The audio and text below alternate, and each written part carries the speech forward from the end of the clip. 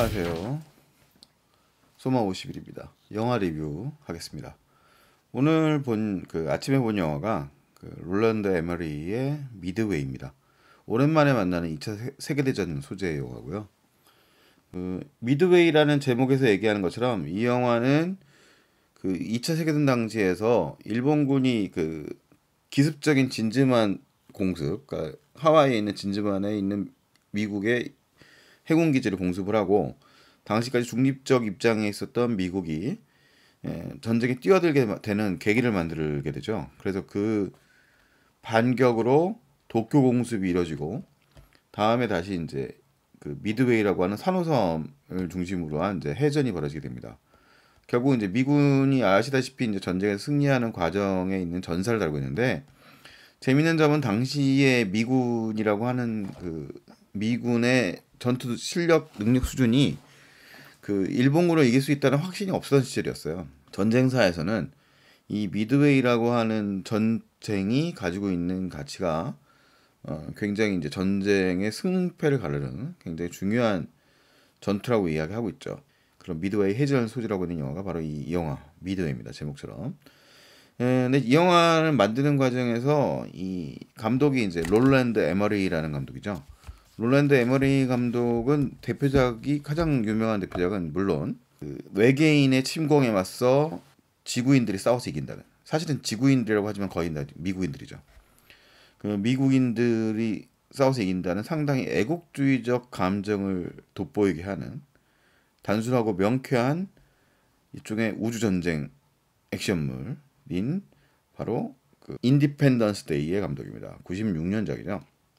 근데 재밌는 점은 이제 롤랜드 에머리는 이름에서 알 수 있겠지만 미국인이 아니고요. 원래 이제 독일 출신이에요. 독일에서 이제 장르 영화인 문 포티포라는 90년도에 SF 영화를 연출하면서 미국 진출을 하게 됐고, 1992년에 뭐 당시에도 뭐 아주 슈퍼스타라기보다는 약간 액션에 특화된 스타들이었던 장클로드 반담과 돌프 룬드그렌이 나왔던 유니버셜 솔저라고 하는 SF 액션물의 감독으로 흥행에 성공하면서 흥행 감독의 입지를 다지게 됩니다. 그 다음에 이어서 94년도에 역시 또 꽤 잘 만든 SF물인 스타게이트의 감독을 하면서, 그 다음에 좀 황당하기까지 한 96년도에 인디펜던스 데이의 성공으로 완전한 블록버스터 감독이 되는 거죠. 그 다음에 이제 이후에는 좀 감독의 필모그래피가 좀 왔다 갔다 합니다. 98년도에 만들어진 고질라는 좀 찬반 의견이 많이 나뉘는 영화고, 좀 제 개인적으로는 좀 실패작이라고 봐요. 그 외에 뭐 2000년도에 멜 깁슨이 출연했던 패트리어트 늪속의 여우, 완전 복수극으로 그려져 있는 영화인데, 이 영화도 좀 흥행에 꽤 성공한 영화입니다만 좀 단순한 구도로 이루어졌죠. 그러다가 이제 2004년도에 현재까지의 롤랜드 에머리의 스펙타클 영화 중에는 가장 높은 평가를 해줄 수 있는 환경재난 블록버스터 투모로우의 각본과 감독을 같이 하기도 합니다. 또 그 다음엔 2008년도에는 원시 시대를 다루고 있는데 하게까지 좀 느껴지는 1만 BC의 감독을 하게 되고, 2009년도에는 바로 그 다음에는 역시 또 환경적 재난을 다루고 있는 2010이라고 하는 영화로 다시 또 흥행에 꽤 성공을 하고요. 뭐 작품적으로도 나쁘지 않았어요. 에머리 영화 중에서는. 그 다음에 이제 2013년도에는 액션 영화 화이트 하우스 다운. 그 다음에 이제 2016년도 바로 이 미드웨이 전작이 인디펜던스 데이의 속편 인디펜던스 데이 리서전스가 아주 많은 혹평을 듣고 영화 실패하게 됐고요.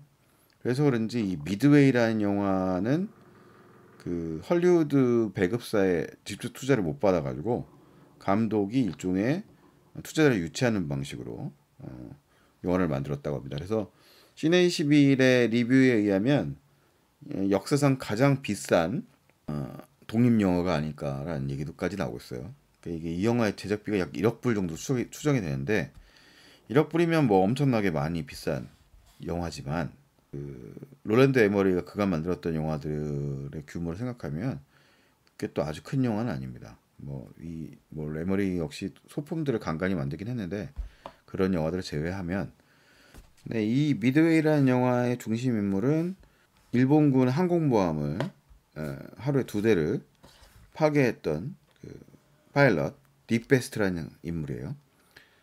그 다음에 이제 정보장교, 일본군의 그 암호를 갖다가 해석해서, 물론 이 본인이 해석한 게 아니라 이제 그걸 지휘했던 인물이죠.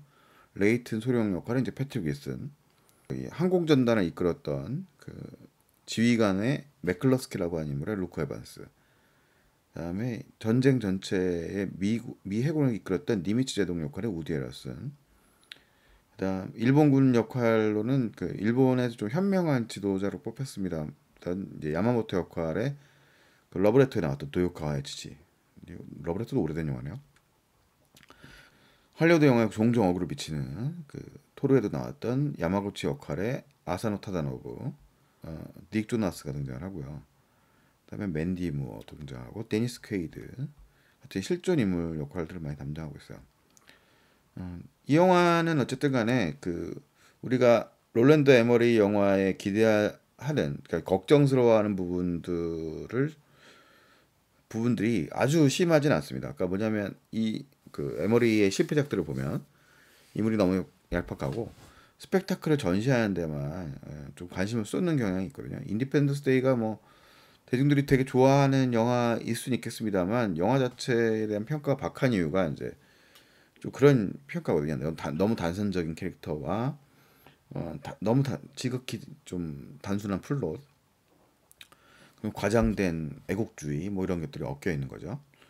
자, 그런데 이제 미드웨이는 실제 미군의 전쟁 승리를 다루고 있는 영화입니다만, 그렇게 애국주의를 부각시키진 않았어요. 그 사람들이 일본군들이 적국이긴 하지만 밸런스 있게 좀 전쟁 자체, 전투 자체를 뭐 그려내는 데 집중하죠. 물론 미군은 잽 이제 당시에 이제 일본인을 비하하는 잽이라는 단어를 많이 사용을 하고, 그러면서 이제 좀 당시에 이제 거친 언어들을 사용하긴 합니다만, 전반적으로 뭐 전쟁의 상황들, 위급함, 어려움 등 같은 것들을 많이 다루고 있습니다.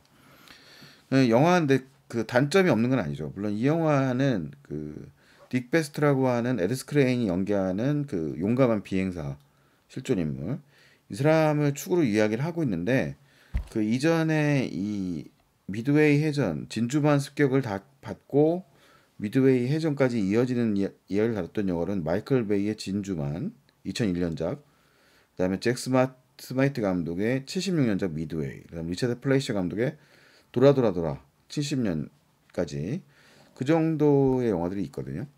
근데 돌아의 경우는 그 지금 봐도 영화가 되게 팩트 중심으로 되어 있어서 약간 좀 밋밋해요. 되게 영화 감정이 좀 별로 없고 약간 진지한 전쟁사를 다루는 그런 영화의 느낌이 있고, 마이클 베이의 진주만 같은 경우는 지나치게 감정적이죠. 막 미국의 복수 막 이런 그런 식의 막 감정을 막 음악을 팡팡 넣어가지고 그런 식으로 이제 다루고 있는 경향이 있는데, 미드웨이는 그 중간쯤에 있는 느낌인데, 이 캐릭터들은 좀 너무 뭐라고 할까요? 캐릭터들이 단선적이다 보니까 영화가 그 각본적으로 이제 그런 얘기를 많이 들어요. 각본이 좀 너무 밋밋하다.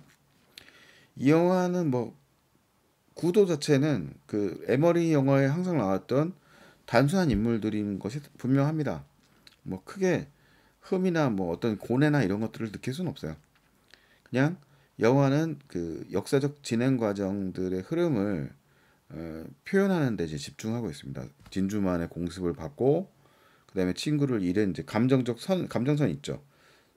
가장 절친했던 친구를 잃은 이 딕베스트가 일본에 대한 이제 적의를 가지고 그다음에 이제 전투에서 활약하는 얘기로 이어지는데, 단순한 영웅담은 아니긴 한데 좀 그 감정선 자체가 복합적이진 않아요. 뭐 여러 가지 뭐 가족들 이야기도 나오고 막 그러긴 하는데,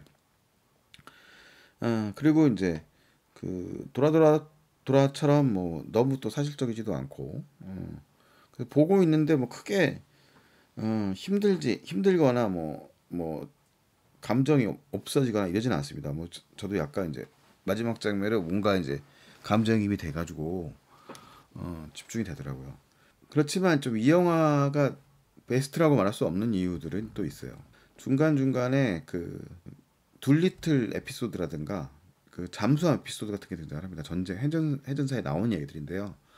근데 그 영화들이 이제 그 어떤 예고 없이 불쑥불쑥 들어와요. 그러니까 영화가 이제 실제 전쟁의 흐름을 따라가다 보니까 그 둘리틀이 이제 도쿄 공습을 하러 가는 실제 사건이거든요. 그 갔다 오는 과정인데 그 과정에서 갑자기 이제 그 등장인물들이 아 저 사람은 뭐 육군에서 전투를 제일 잘하는 누군데 뭐 그 비행을 제일 잘하는 누군데 그 이제 투입이 돼서 간대 뭐 이런 식으로 언급이 되고 마는 거죠. 잠수함 장면도 비슷합니다. 뭐 이게 갑자기 잠수함이 이제 일본 군들의 전단이 있는 속에 이제 등장을 해가지고 이제 어뢰를 쏘고 이런 장면들이 등장을 하는데 뭐 전체적으로 갑자기 등장한다는 느낌이 좀 있습니다. 그리고 인물들의 관계들 역시도 어떤 뭐 유기적 관계들이 특별히 있다기보다는 좀 나열식으로 보여진다고 해야 될까요?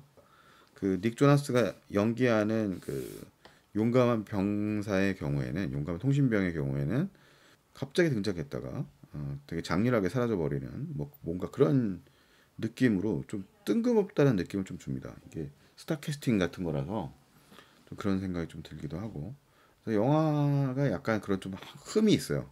흠이 있는 부분이 있고 아쉬움도 있습니다. 하지만 뭐 우리가 에머리 영화의 그런 좀 끝도 없는 스펙타클에 대한 집착 같은 것들은 생각보다는 강하지 않다. 그러니까 전투 씬들을 비교적 뭐 주관적 시점이라든가 그다음에 이제 각종 CG를 활용해 가지고 전투 효과들을 갖다가 비교적 잘 표현하려고 했고 그런 모습들이 그렇게 큰 무리 없이 느껴지기 때문에 뭐 이 영화를 뭐 예를 들어서 별 뭐 3개 반 이상 주기는 어렵겠지만 그래도 뭐 나쁘지 않은 영화 그 괜찮게 보는 미드웨이라고 했었던 하는 전 해전의 역사를 어느 정도 잘 정리하고 있는 영화가 아닌가 싶습니다. 뭐 듣자 하니 밀리터리 매니아들이 봤을 때는 뭐 고증이라든가 이런 문제에 또 뭐가 있다고 그러는데 뭐 제가 밀떡은 아니니까 그런 부분까지 집어낼 수는 없을 것 같고요.